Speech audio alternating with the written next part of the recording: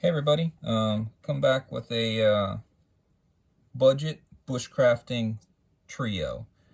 I think this trio right here, and I'll describe them, coupled with a Swiss Army knife, you can pretty much do everything. With all the rising prices on outdoor stuff, I would hate to have somebody spend a lot of money on tools that don't do a good job for what they're designed for or are overly expensive. This kit right here at time of purchase was under $100. How much it is now, I don't know.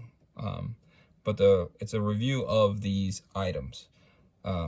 So these three items, when I purchased them, were under $100, and they do a great job at bushcrafting. And bushcrafting, how I'm describing, is living outside in the outdoors or crafting things in the outdoors. Whether that's tent pegs, whether that's carving utensils, whether that's setting up ridgeline systems or something like that, but you're using a wooden frame, making a wooden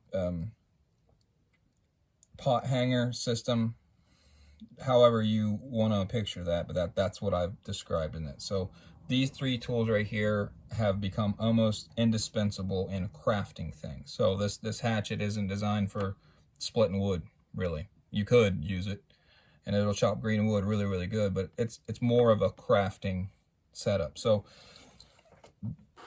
I bought these two together in a set. When I purchased them, they were about $30 for both. They came in a set. It's labeled BAHCO Laplander, and this is the Laplander saw, and it's a great saw. It has a carbon steel blade. You push this button here to depress it, and it locks up really, really good. It's very comfortable. It's a great saw for crafting. It doesn't buck wood really good or anything like that, or split down any large pieces, but for crafting, it's a great saw. And it comes with this knife. It's also labeled Laplander. And I believe these are made by Mora, and they're just outsourced. Well, I guess BAHCO outsourced to Mora to make these blades, I guess. And then it's engraved. This is a stainless steel. I don't know if they come with carbon steel, but anybody that would want to use their bushcraft knives for food prep and doesn't want to use a carbon steel blade, this is a really good setup because you can use it for both. You can craft stuff and then you can cut your food with it. It's not gonna change colors. It's not gonna make your food probably taste different. I don't mind using carbon steel on food, but if you're doing something like light in color, like onions, it'll start to force a patina on it. It'll discolor your onions. I don't know that it tastes different. I know things cooked in cast iron taste different than things that are cooked in stainless steel. I'm not sure that it's a bad thing, but there is something. So these two, like I say, come in a set. It doesn't have a sharpened spine. I sharpened the very tip. That's usually what I do, of the clip, and that's where I spark my ferro rods from. But that's easy to do. There's plenty of videos out there. And the other modification is I drilled a hole in the handle, put this high-vis cord. All this stuff's green, and if you drop it in the woods, then that's not very good. And then the last thing in this trio that I would recommend is this Morakniv. I believe they call it a camp axe. It's more of a hatchet. There's a few reviews on this. I would not, like I said, I would not split a whole bunch of kindling with it. You could. You'd just be working at it for a little bit. It almost has a knife-like edge on it. So for crafting, I've crafted a walking stick, a real heavy, solid walking stick with this hatchet.